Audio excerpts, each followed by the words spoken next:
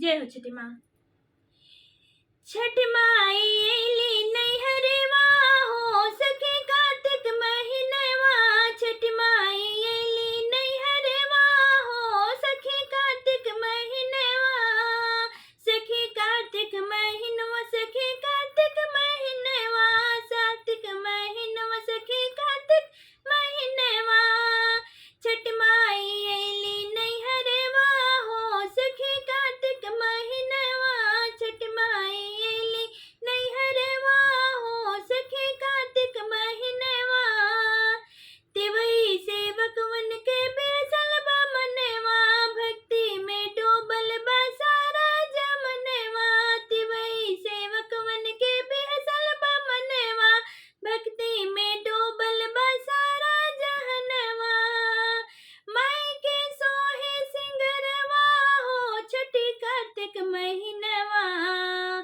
माई के सोहे सिंगरवा हो छठी कार्तिक महीनवा।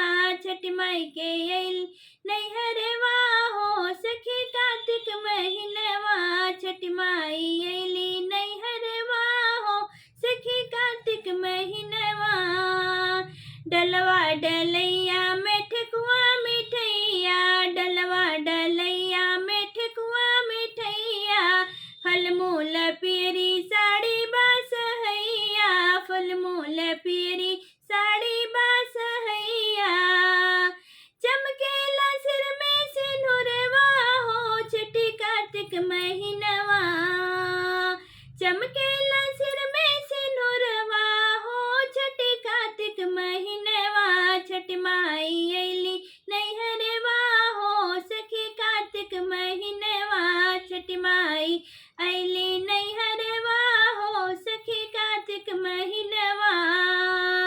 रउआ के सेवक भी सिर के झुकावे। रउआ के सेवक भी सिर के झुकावे। माई के गुण गाई जग के सुनावे। माई के गुण गाई जग के सुनावे। छठ घाट अइली छठ घाट आठों दोपहरवा हो छठी कार्तिक महीनवा। छठ घाट आठों पहरवा हो छठी कार्तिक महीनवा। छठ मैया अइली नैहरवा हो सखी कार्तिक महीनवा। छठ माई अइली नैहरवा हो सखी कार्तिक महीनवा।